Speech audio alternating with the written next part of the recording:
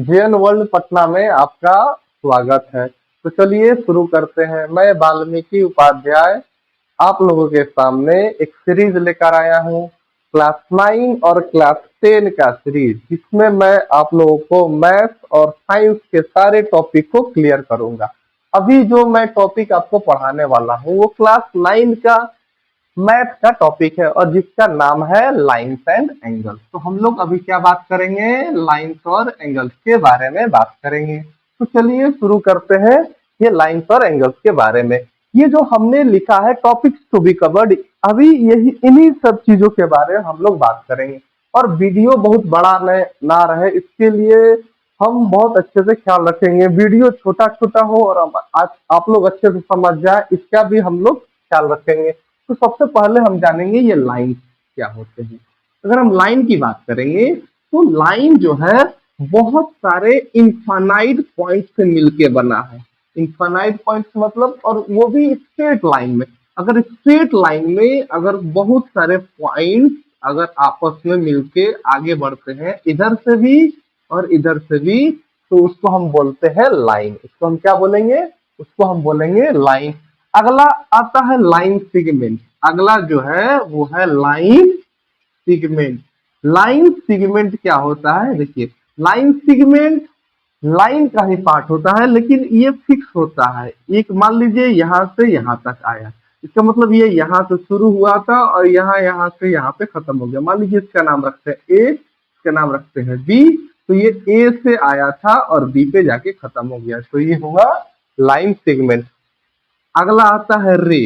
रे में क्या होता है? रे में एक पॉइंट होता है और वो एक डायरेक्शन में स्ट्रेट लाइन में इनफाइनाइटली ये आगे बढ़ता जाता है। तो ये हमारा रे हो गया।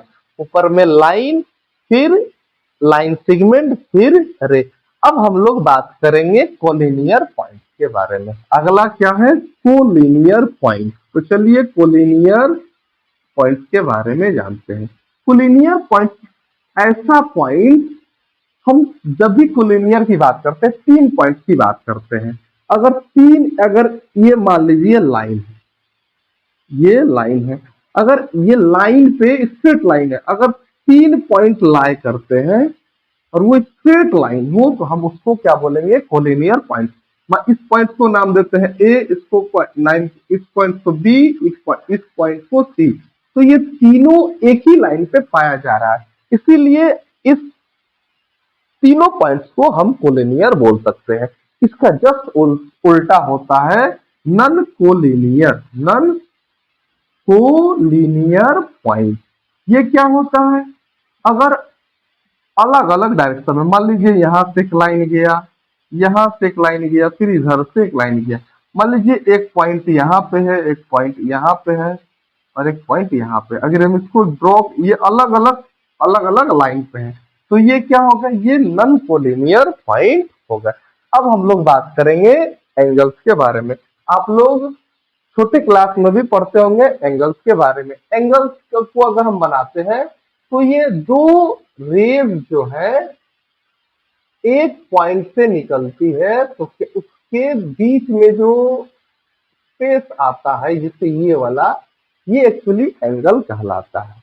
और ये जो रे बने हैं एंगल में, इसको हम लोग बोलते हैं आर्म। तो अगर एंगल्स की बात करें, एंगल्स में 2 आर्म होते हैं, 2 आर्म होते हैं। और एंगल के पास आर्म बोले तो ये रे है, क्या है ये? और रे। और दो रेज जब एक पॉइंट से निकलती है तो उसको हम लोग बोलते हैं वर्टेक्स। तो क्या बोलते हैं? वर्टेक्स। तो ये अगर हम इसको नाम दे दे ए, इसको नाम दे दे बी और इसको नाम दे दे सी, तो इसमें आर्म्स जो है, आर्म का नाम हो गया, एक आर्म का नाम है ए बी और एक आर्म का नाम है ए सी। और वर्टेक्स का नाम क्या हो गया? ए। वर्टेक्स का नाम क्या हो गया? ए हो गया। चलिए आगे बढ़ते हैं। अब हम जो बात करेंगे, अब हम लोग एंगल के टाइप के बारे में बात करेंगे। अगर हम एंगल्स के टाइप के बारे में बात करें तो सबसे पहले आता है एक्यूट एंगल। सबसे पहले क्या है? Acute angle. एंगल को ऐसे भी लिखते हैं। एक्यूट एंगल क्या होता है? जिसका मेजरमेंट लेस देन 90 हो, लेस देन 90 डिग्री जिस एंगल का मेजरमेंट हो उसको हम क्या बोलते हैं, एक्यूट एंगल। जैसे हम आपको एक ड्रॉ करके दिखाते हैं, ये एक लाइन रे हो गया, ठीक है, और ये ऐसे हम एक दूसरा रे बनाते हैं, तो ये मान लेते हैं ये 45 डिग्री का है, तो ये 90 से कम है। अगर ये 90 से कम है तो ये है एक्यूट एंगल। ये क्या है, एक्यूट एंगल। अगला जो आता है वो है ऑब्ट्यूज एंगल। अगला क्या है, obtuse angle. Obtuse angle more than 90 होता है, more than 90 and less than 180 degree होता है। तो हम इसको कैसे बना सकते हैं, इसको हम ऐसे बना सकते हैं। इधर मान लीजिए यहाँ पे हमने 120 डिग्री का एंगल बनाया, तो ये हो गया ऑब्ट्यूज। ये क्या हो गया, ऑब्ट्यूज। अगला हम क्या देखेंगे, अब ऑब्ट्यूज के बाद हम लोग बात करेंगे राइट एंगल के बारे में।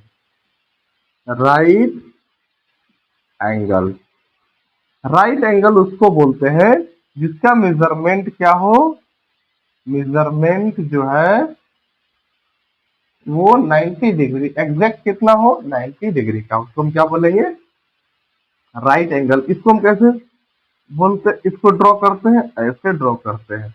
अगर यहाँ पर हम इस तरह से देते हैं, इसका मतलब ये कितना है, 90 डिग्री है। इसके अलावा भी एंगल्स होते हैं जिसका नाम है रिफ्लेक्स एंगल। इसका नाम क्या है, रिफ्लेक्स एंगल। रिफ्लेक्स एंगल किसको बोलते हैं, जिसका मेजरमेंट क्या हो, more than 180 and less than 360 degree हो, उसको हम लोग यहाँ पे हम थोड़ा सा ऊपर लिखते हैं, ठीक है। हम लोग बात करेंगे रिफ्लेक्स एंगल के बारे में। रिफ्लेक्स एंगल के बारे में हम यहाँ पे आप लोगों को रिफ्लेक्स एंगल के बारे में बता देते हैं। Reflex angle, reflex angle, reflex angle क्या होता है, जिसका मेजरमेंट मोर देन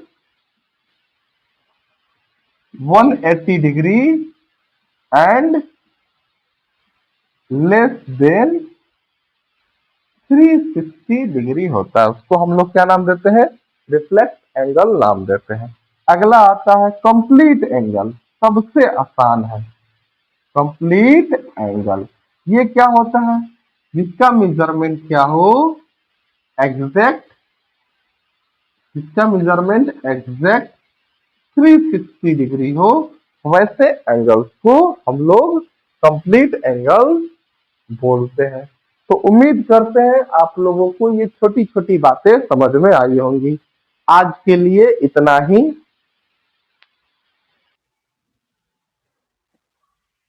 अब हम बात करेंगे स्ट्रेट एंगल के बारे में। देखिए जो एक छूट गया था वो है स्ट्रेट एंगल, इसको भी हम लोग देख लेते हैं। स्ट्रेट एंगल किसको बोलते हैं, स्ट्रेट एंगल उसको बोलते हैं इसका मेजरमेंट एग्जैक्ट 180 डिग्री हो। इसका मेजरमेंट क्या हो,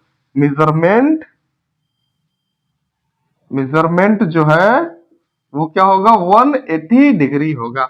अगले लेक्चर में हम लोग बात करेंगे कॉम्प्लीमेंट्री और सप्लीमेंट्री एंगल्स के बारे में, जो कि बहुत छोटा वीडियो होने वाला है। आज के लिए इतना ही।